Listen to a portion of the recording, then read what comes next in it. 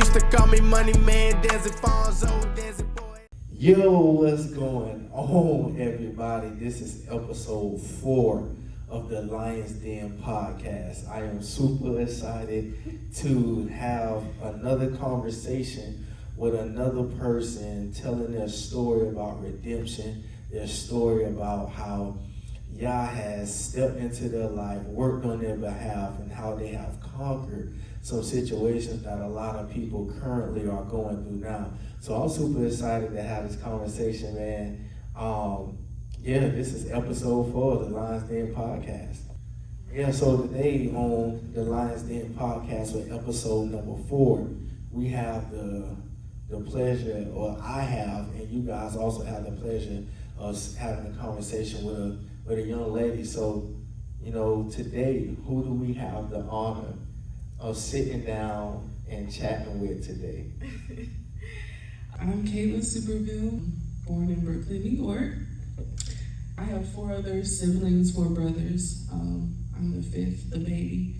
And I grew up in a single parent household. My mother raised 3 of us, me and 2 of my other brothers. Yeah, I've been through a lot of things. I think my goal is to touch somebody out there, whoever it may be. And whether you can relate or you've been through something like this, just hear me out, because even I thought there wasn't an out. I didn't know there was another side. I didn't know there was greater things in life. So I'm here to tell you that there is. And yeah, this is my story. Cool. So first, before we, just jump right into it, give the people some of the background of what you currently do now. I know you told them you're from Brooklyn, so what led you to come to Gainesville? What you do now with your professional occupation?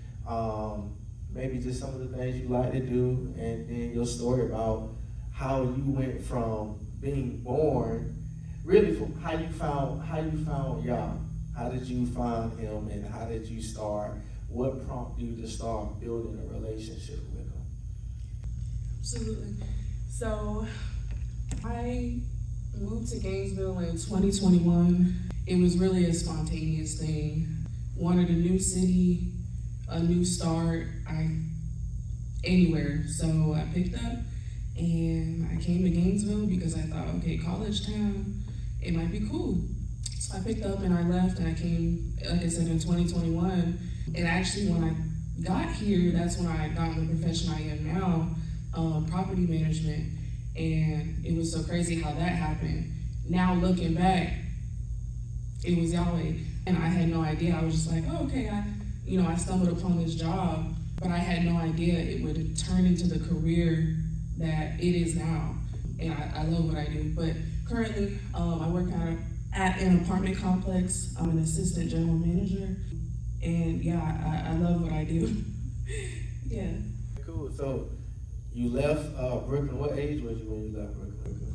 I was 18, turning 19. Okay, 18, turning 19, and you currently are? 23. Yeah, so you can be a woman and tell your age. It's not a secret. Yeah. That won't change it. Okay, cool. So how did you find God? How did that process even happen? Was it a traumatic event that happened that, afterwards you like, yeah, man, I need God? Like, how did that even happen? Well, I grew up knowing him. I know, about the church. I know what to stand for, but when I was younger, I wasn't thinking about that, I wouldn't say it was so traumatic at the time. Honestly, I started taking him serious, and I said yes in 2023, which was last year, which is so crazy to me. But I was really just, through everything that I had been through, honestly, one day I was like, I need to do something different, with my life, for the better, because I was in a rough spot, and I realized that, and I was not going down the right path. And I would say through the trauma that I endured at a young age, I wasn't really thinking about it then. Like, it just kind of happened, and I was like, okay, well, I'm gonna use drugs and alcohol to numb the pain or to get through it, and I'm just gonna be another person on this earth. But yeah, one day I was just like, man, I really need to change something. I need to get this feeling out of me. I want to do better. I don't want to just get to a certain point in my life where I'm like, okay, what are we doing here? I want success and peace and all the things. So yeah, one day I just started going to church again, opened the Bible, and I just went to work, and I'm in a beautiful place now with my relationship with him. So yeah. That's what's up. That's what's up. Okay, so man, what's your story? What is your story that you have to share with the people? What's your story, man? Well, it started when I was 13 years old. So mind you, again, I'm 23 years old now. My brothers, the two brothers that I was living with, they were already moved out, really had their own lives, and it just left me. I was the only one left. Like I said, I'm the baby of the family. So it was me and my mom. My father wasn't in my life. Still to this day, we don't have any kind of relationship or anything. So that's another aspect that I think really messed me up. But yeah, it was me and my mom. My mom and dad were divorced, and she was looking for love like anybody else and wanted to do this life thing with, and she came across a man that seemed to, on the outside, fit the standards. A man of God, supposedly, went to church, set all these, good expectations up front. We moved in with him, and it seemed great in the beginning because, like I said, I never had a good relationship period with my own father. So in a sense, I was very excited to have a father figure be present in my life because, again, that's what he presented at the forefront. Now, when you say, not to cut you off, but when you say you never experienced the father figure, so I'm pretty sure having a man live in the house was, something that was very new to you. Very. And you said that you was excited about it. What initially, up front, if you can't remember, what do you think? What was the excitement around? Was it just around, this new, or was it, I'm finally going to experience, what was the excitement around? Yeah.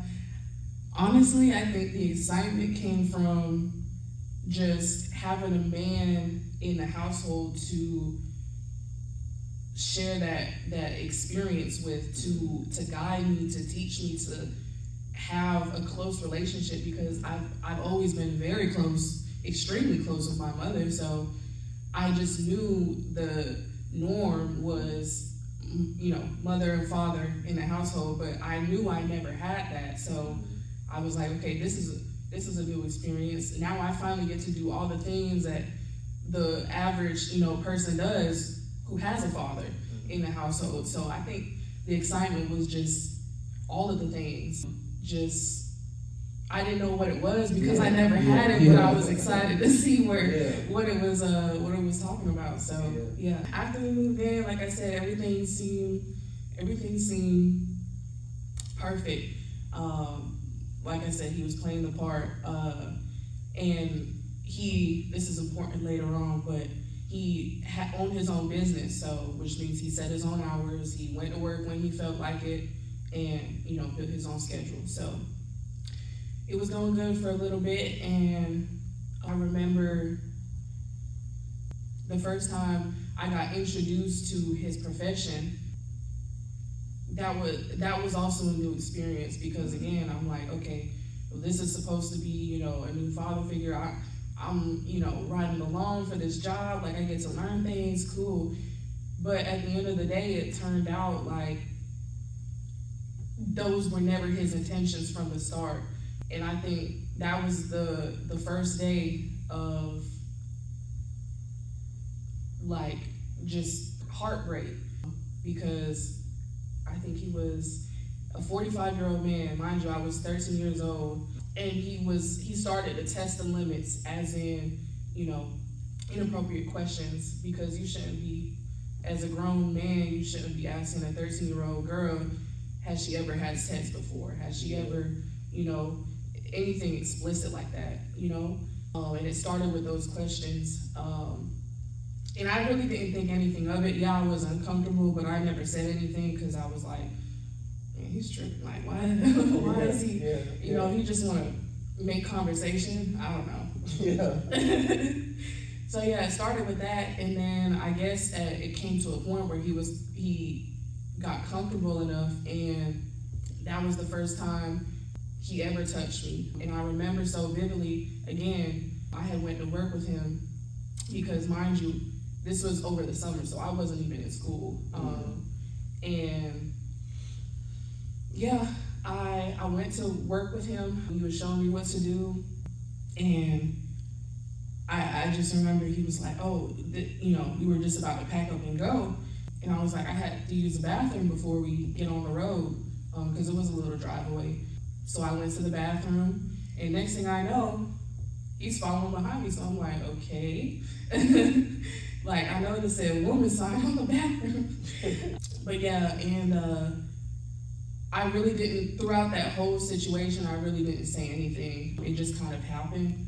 The very first time, all he did was, touch me down there, like skin on skin contact. And that was the first time I was just very shocked. Like, I didn't know how to feel, because again, this is somebody that I already built out in my head as you, my future father. Like, you and my mom are tight. You're about to, get married, do the whole nine. Like, you're literally about to be my dad. And I knew it was wrong, but it was kind of like so in shock that I just kind of let it happen. Yeah, so that first time, now I think he was just testing the waters, like, okay, what is she gonna go for? Is she the type to like run and tell somebody, or anything like that? But again, I was just so in shock that it even happened. Like, I was processing myself. In the ride home, the whole entire ride home, I just remember I was replaying from the moment I felt just a weird feeling over me to the moment it ended. And I was just replaying it the whole car ride. And it wasn't no short car ride either. Yeah. So that was the first time something ever happened. And honestly, at that time, I definitely contemplated what to do next. But again, you don't ever get prepared for these types of things. So my 13-year-old self was like, maybe I should just let it go. Like, maybe he really didn't even mean to do that. Maybe, I don't know what I was thinking, but I was like, let me just shut up and move on, because maybe it won't happen again. And spoiler alert, it didn't stop. It just got worse. Yeah. But after that incident, I think that was maybe like a Friday, and again, we was back in church on Sunday. Wow. And he's asking the pastor to pray over our family and, to help unite us. And I was sitting there like, listening to this prayer, eyes wide open. And I'm just looking at him, and I'm looking at the pastor, and I'm like, bro, what? This is not anything that, like, how are you standing up here right now? Yeah. Like, it was just so crazy to me, because again, since it happened, it was replaying in my head. Wow. And I'm just like, wow, we're really up here in church, and this man is praising the Lord, but you was just touching me. Wow, like, man.